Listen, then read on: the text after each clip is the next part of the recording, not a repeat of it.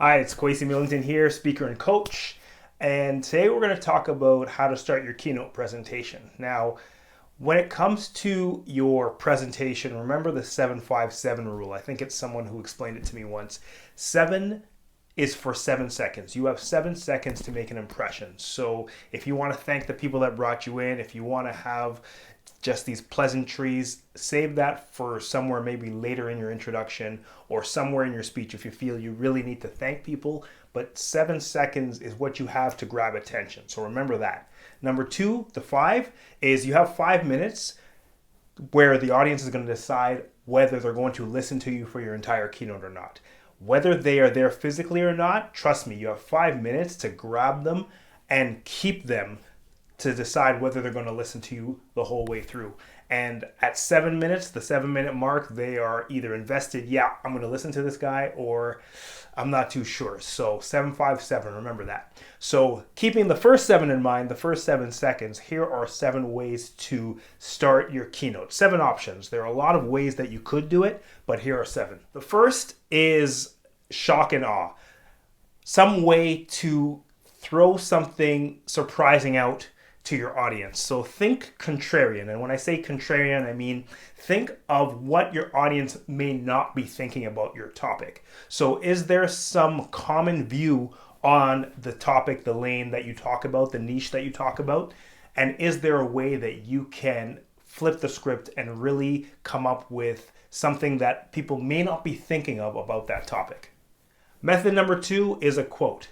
A quote to start your speech does a couple of things. Number one, it's something unusual that maybe people aren't expecting. You have a quote that backs up the premise of your speech or what you want to talk about. And number two, I use quotes a lot in my speech because I may go into a crowd and to be honest, I'm not always confident that I'm the expert, the most well-known person about my subject area.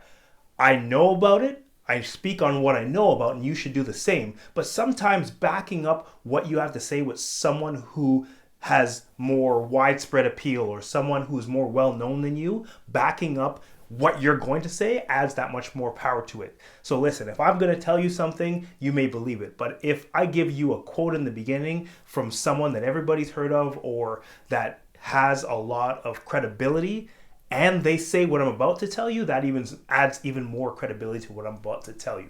So remember that a quote is a great way to start your speech.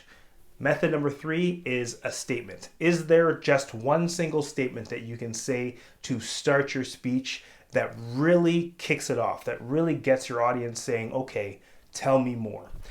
Number 4 is a story.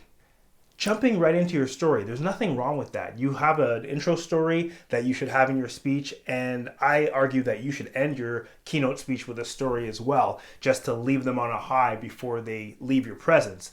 If you start with a story, jump right into it, people are like, oh, okay, I don't have a few minutes for him to say thank you and how's the weather, how you all doing today. He's right into his story or she's right into her story, so I better listen right off the bat. The next way to start your keynote presentation is a rhetorical question.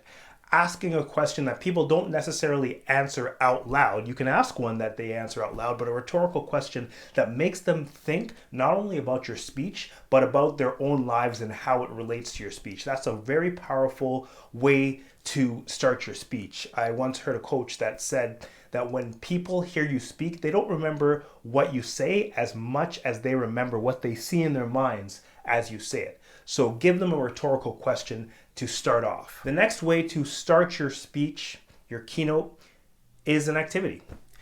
This is a great way to change the energy in the audience, especially if you're speaking after lunch or at the end of the day when you know people are either full or wanting to go home, and you can start with an activity. They get the idea that, hey, this lady's not going to speak to me for an hour and just talk at me, or he's not going to just preach to me for an hour. He's going to get me involved. So that really changes the energy in the audience, and it gets them more willing to listen to you for the duration of your talk.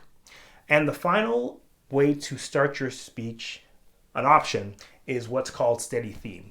So if you know that there's a theme or there's some kind of topic that they want you to know about going into the conference, if everybody knows, okay, this conference is about charging into tomorrow or whatever the theme is, you may be able to weave that into your beginning of your speech. Now, this takes a little bit of bravery because you may have to think of something that's just a few seconds of change to the beginning of your speech, and you may have to do that the day of, the hour of your speech that you're going to give. But that's okay. You can spend a couple of seconds to customize the very beginning of your speech, the first few seconds or the first minute or so, and then get into the rest of your talk. That's really powerful because what the audience will think is, wow, okay, this speaker actually cares about our event today. They've customized it. It's present. And that's a very powerful feeling you can have leaving your audience with before you get into the body of your speech.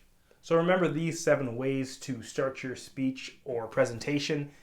By all means, I've done other videos on my channel, and you can see that there are many ways to start a speech. These are just 7 that I found that have worked for me in the past and can work for you as well. If you found this video helpful, remember, share the video, click like, subscribe below.